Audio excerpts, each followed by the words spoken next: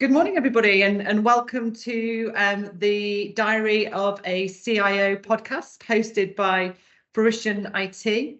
Absolutely delighted today to welcome Richard Gifford, who is a very experienced CIO and just about to complete an interim role with Ordnance Survey and start an exciting new role in January. Richard has a strong background in digital transformation across multiple sectors, and has previously been CIO for Wincanton and Carillion. So welcome, Richard. Really nice to chat to you today. Yeah, hi, and great to be with you. Yeah, well, thank you. So I'm going to delve straight into some questions. I guess it's been an interesting year, hasn't it, for the technology world? Probably one of the most volatile markets that we've experienced in a while in tech. And I guess that's meant CIO's priorities have perhaps changed a little bit this year, more so in previous years. What do you see as CIO's top priority in today's market? I really see that within role rather than in market. Clearly, there are some market trends, and we can come to that. But in terms of like working at the OS, there's a number of things that we are doing, and first and foremost, it's progressing the geospatial journey and delivering high quality digital mapping to our customers. And it's an organization which started its digital journey quite some time ago, so I think it's ahead of the curve in that respect. And that gives us an opportunity to bring in new methodologies. It gives us an opportunity to look at innovation and drive that forward. So the whole delivery piece is key. Other priorities, I'm sure you wouldn't be surprised to learn of, constantly driving the cyber journey forward. And then, then I said I'd come to it. I'm sure everybody else has as well. Innovation using AI and trying to find good use cases for that to really unlock potential in the business, which we're having a go at. And I guess your priorities will change as technology evolves, looking at, AI and innovation within businesses. But obviously, when you reflect back, how has the role, I guess, the role in the traditional sense of a CIO evolved since you started out in the tech sector? What are the key changes, would you say? Oh, well, you can see from a few grey hairs that, I've been around for a while. But certainly, the role really started around that sort of compute, I suppose, and crudely put, tin and wires and networking and big mainframe computers and so on. And that was all really about data processing. And so that role, I think, has kind of moved from that area, which is mainly about infrastructure and processing, what we used to call MIS. To a point whereby now we've got a seat at the table, and we're actually looking at driving new business models and enabling technology using enabling technology to do that. So there's a colossal shift that's happening from being pure technologists to really being almost pure business people that understand technology and drive the business value forward that way. Yeah. It was interesting. I was talking to another CIO earlier this week. He works for an autonomous drive technology business, and he was saying exactly the same thing, that every company now is a technology business. And actually, the role that you play in enabling the business is critical as a CIO. It's not just, you don't just provide the technology part anymore. Yeah, exactly. And I had exactly that conversation with our CEO, that Ordnance Survey is a technology company. There's lots of debate about that in terms of, whether it's a data company because it collects, petabytes of data. It's colossal and processes all of that. But fundamentally, it collects that data, but uses technology to deliver product to its customers. And therefore, I think we land on it being a technology company using, which is processing the data to enable a product to be delivered. So yeah, I fully agree. Which company isn't a technology company these days? Yeah, absolutely. Where do you see the industry heading in the next sort of 3 to 5 years? What did you think are the key changes that we'll see? Well, I think we come back to the obvious one of generative AI. There's a huge amount of potential within that. I can see AI being on everybody's desktop. That'll help productivity. It'll speed things up. The whole sort of time to value of not just technology, but what people are actually doing will speed up. But there is a sort of caveat against that, in that that's ultimately where we might get to. But you have to tread that path, I think, quite carefully and really find those use cases which are going to exploit that. And be careful with the data as well. OpenAI is fantastic, but at the same time, making sure that you're protecting IP and all those sorts of things that go with that, and interpreting the results as well. So it's not a truth necessarily that's always generated from it. So still very much a need for, I guess, people using AI and working with AI, as opposed to, I know there'll be certain roles that will be replaced with AI, but ultimately there's still very much that need to have that human interaction. I think that's right. I think it's about the augmentation of people with the technology. And you're right, in fact, I'd go further than that. I think there will be some business models which will be completely replaced by AI, particularly where you've got linear processes, which are just repeatable. Well, the tool can do that, and probably RPA can do that today anyway. But I think it will just accelerate that. Yeah, excellent.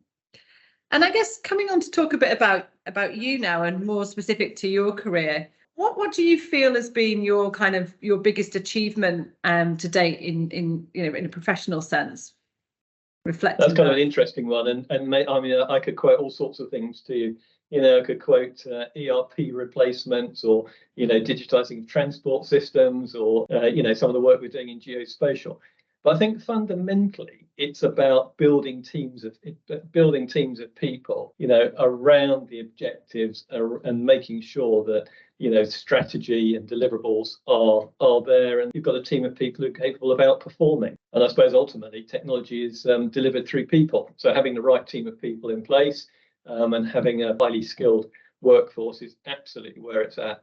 So I've always been really keen on people as a topic, and making sure we've got a high performing team.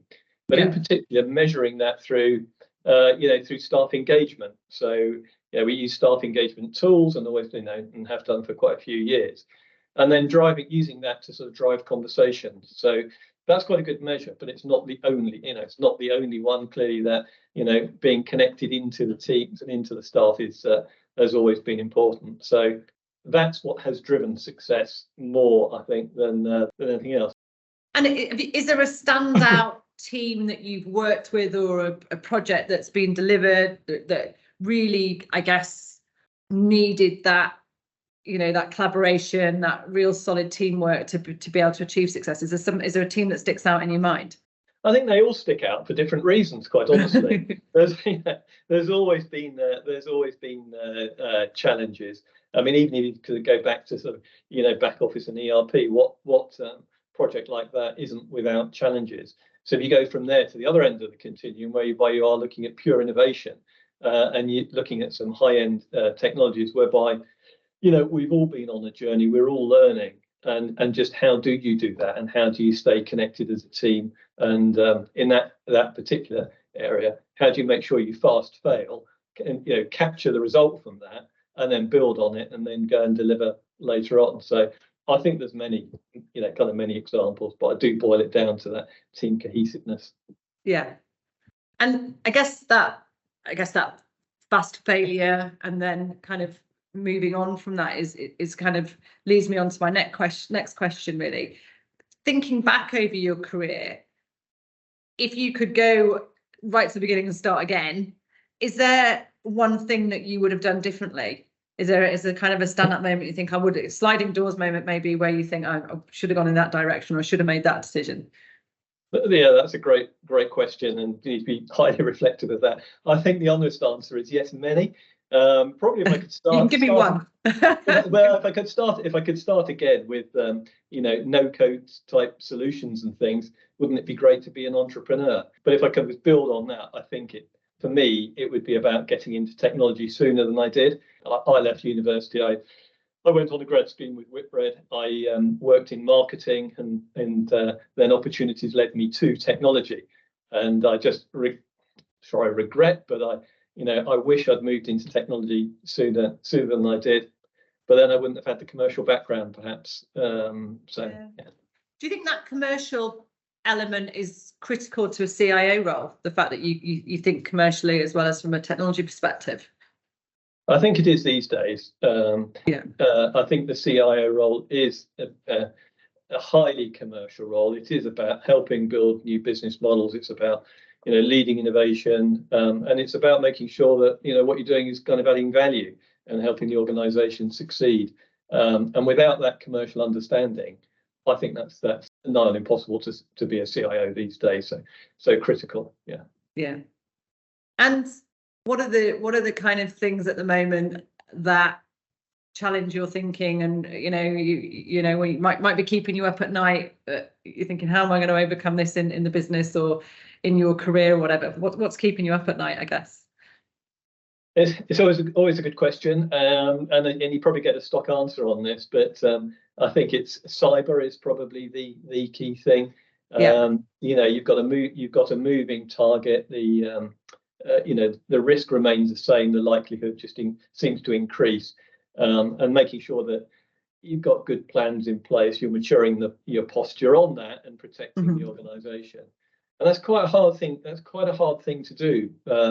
Making sure that you're taking the board, the executive committee, and the team with you on that journey, and trying to use as many external experiences on that as well, because it requires quite significant investment for an insurance policy, effectively. So cyber's the one that would keep me up at night, and particularly a ransomware attack. Yeah.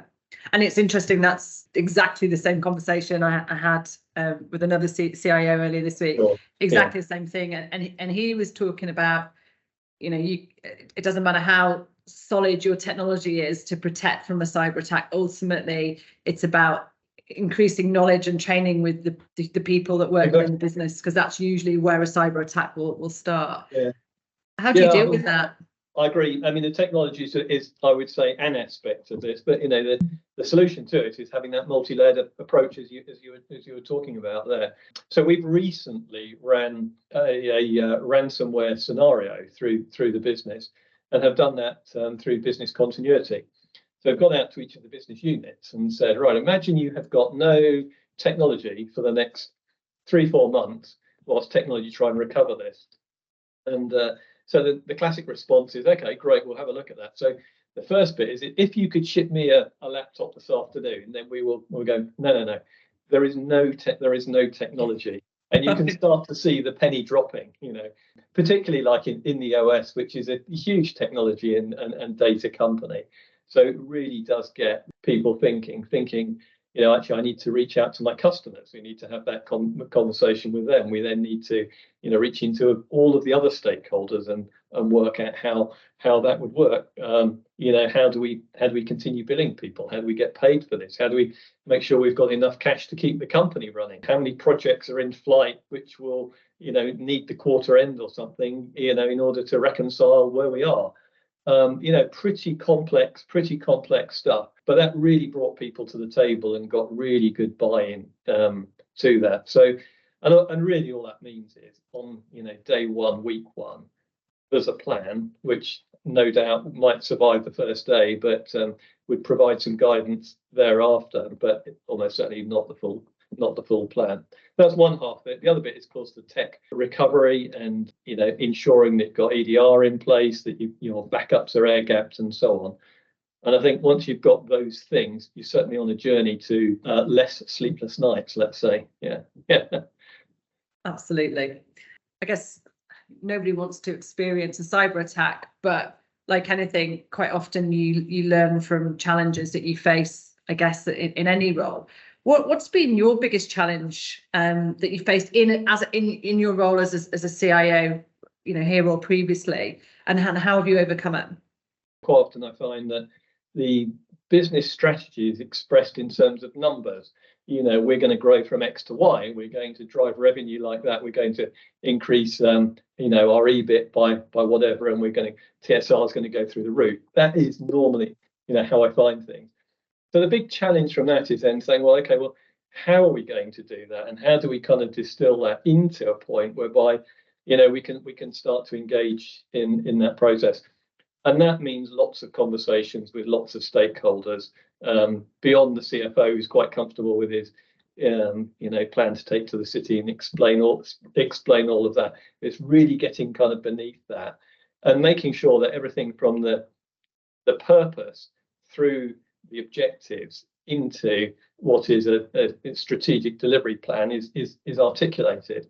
And I wouldn't say that's always been clear, but what I've always had a go at is trying to get to a point whereby, let's say I've got a strategy on a page, which I can then take along and start to use that to sort of seek clarity and agreement on the things which we're proposing. So that would almost be an iteration probably with the exec team to start with, and then trying to involve as many people from the business as we can, to make sure we're kind of on the right path. And it evolves. So, but I say that's how I try to achieve a bit of clarity on that. But that is a pretty big challenge. Once that's in place, it just makes life so much easier, because then you can start to, join the dots up for the team, for your stakeholders, for the suppliers, and then you've got half a chance of trying to deliver against it and deliver the value the business is looking for. And when does that go wrong? Why does it go wrong? Different opinions, or where things tend to go wrong is usually during delivery. So it's always about time to value, and where you've got short, quick projects, that's fine. Where you've got much longer, multi-year projects, I think there's a number of things happening there. One is being adapting to new technologies and things which are around, which actually could be more beneficial than what you're initially trying to deploy within a program. And of course the business environment changes all the time as well. So that's where you can get into this perfect storm of so much change. It's quite hard to anchor things down, and that is when, in my experience, when things do go wrong, and they do go wrong. Key thing is to learn from that, and I think the mitigation probably is to drive simplicity where you can. Yeah. And when you're getting into the delivery phase, how often do you as a CIO revisit those high-level business objectives? Are we going to hit our numbers? Are we going to hit our EBITDA for the year? How often are you thinking about that? Or is it kind of an annual thing, and then you kind of focus on going into what you can impact? I think that depends. Having been a CIO for PLC companies, that's kind of very different from working in the public sector, although there are some commonalities. So working within a sort of PLC, clearly there's the annual operating plan. It's kind of broken down into the quarters. You're delivering against each of those quarters, and you may have some longer term plans.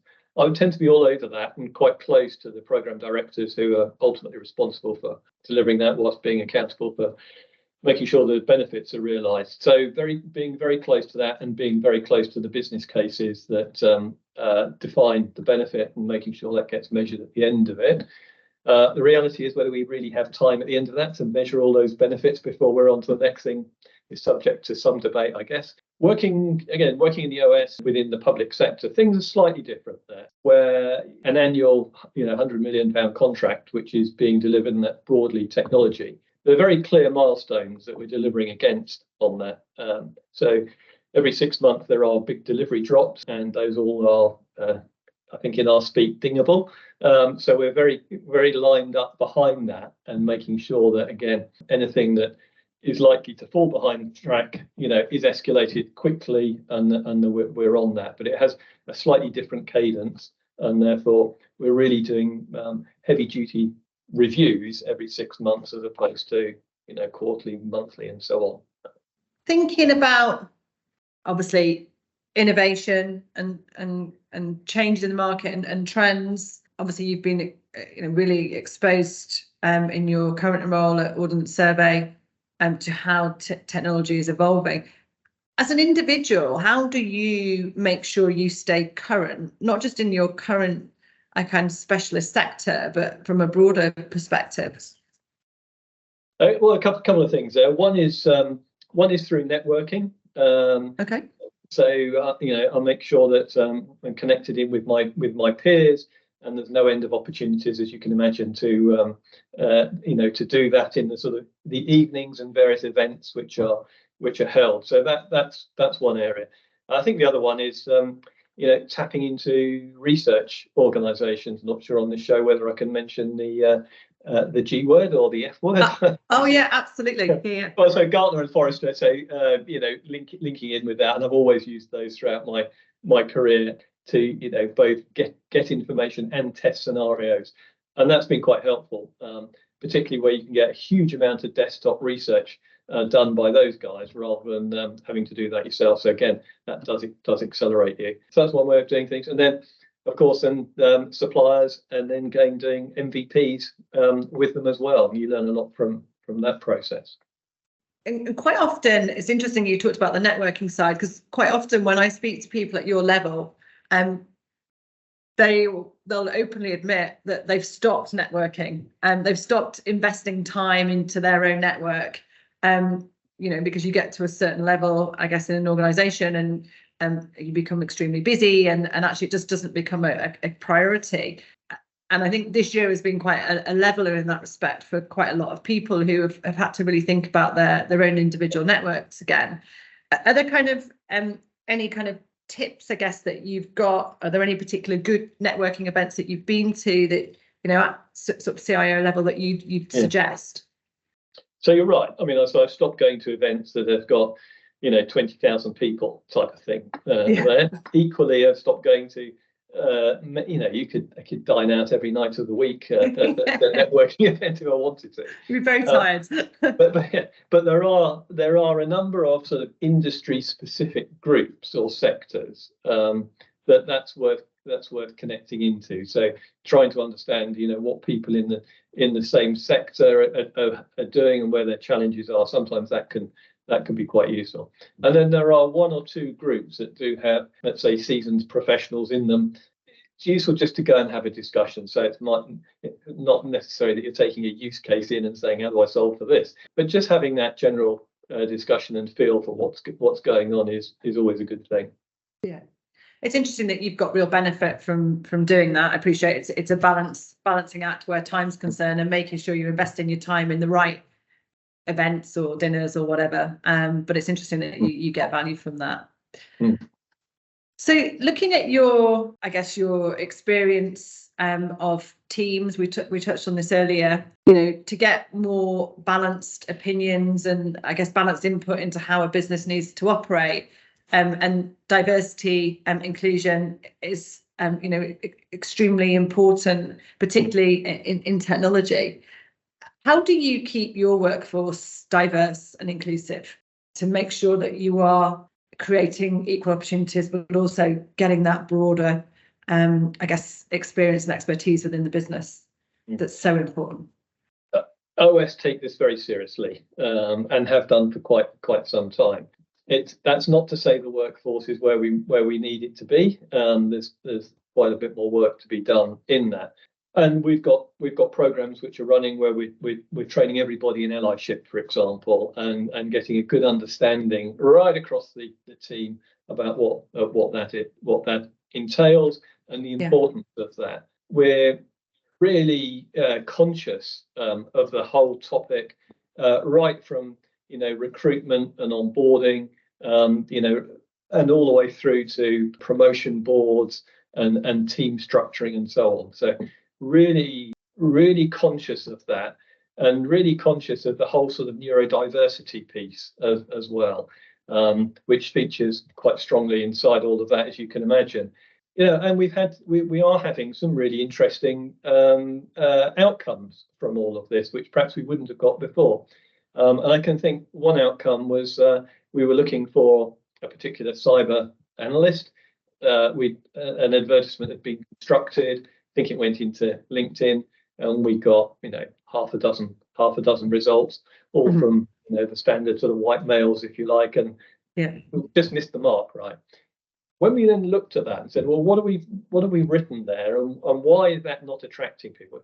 We had to look at it through another lens. So we had to look at it from that D&I lens, and rewrote that. And all of a sudden, we're overwhelmed with people applying. It was just kind of amazing impact that had. And that's just about being conscious all the time of everything you're doing, in that space. And I do think OS are really quite advanced in that whole thing, as they are in, early talent coming into the organisation and developing it, rather than going through necessarily big hires all the time. Yeah, absolutely. And have ONS been successful in kind of bringing and I guess developing talent from that early stage and progressing them through technology roles? Yeah, they're really successful. So there's a number of entry points for people to come in. So whether that's through a grad scheme, or we work with an organisation which will identify people who want to work in tech, have perhaps been out of uni for a few years, and then we bring them in on a scheme whereby we will train them up, and at the end of that process, we will agree to take them on. But much of the risk lies with the agency during those couple of years. So that's been really successful. And the other area we're just about to go into is to bring more females, young females, into our development teams as well. So similar sort of thing, might have been through university, very early careers, and then we're tapping into that resource to bring them through. We do pursue early careers quite significantly. It's a very conscious thing that we do within OS. And how are you attracting young females who are at that early stage of their career into technology roles? Is there anything practical that you can share with us that's working? Well, I think the first thing is that kind of actually we're reaching out to them perhaps in a way that others haven't reached out to them previously. So being very cognizant of just how we do that in terms of our advertising. But then I think, the values that the OS have, we really live and breathe these things. I know every organisation would say that, but, we are really talking about how we thrive together. How do we operate as a team, and how do we respect all of those differences that people have to build those teams and to drive things forward, at all levels. And and there are some really great opportunities. Seize the moment, where there is an opportunity. You have the autonomy to do things and try new things. Whilst being really focused on customer as well. So I think we've got a really good, compelling story in OS to attract people in, as well as the fantastic technical opportunities that we have within our teams. Thinking about people that join OS or perhaps join other organisations, early stage careers, but wanting to really progress, or people that are kind of maybe have progressed and are really aspiring to think about CIO opportunities or IT director opportunities that can move into CIO role. What advice would you give to somebody who was looking to progress their career in the direction that you've I guess manoeuvred along?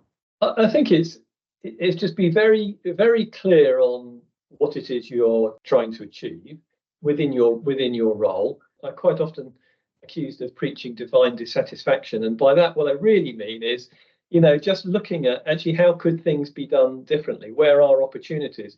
Don't be afraid of trying to create opportunities for yourself. I don't mean that in a very selfish way, but where there is an opportunity to go and do something which is really going to help the organisation, don't be shy about thinking of those new ideas and how you might contribute. Find people who will listen to that, and be seen. So that's a key thing. I think the other thing is just look out for opportunities.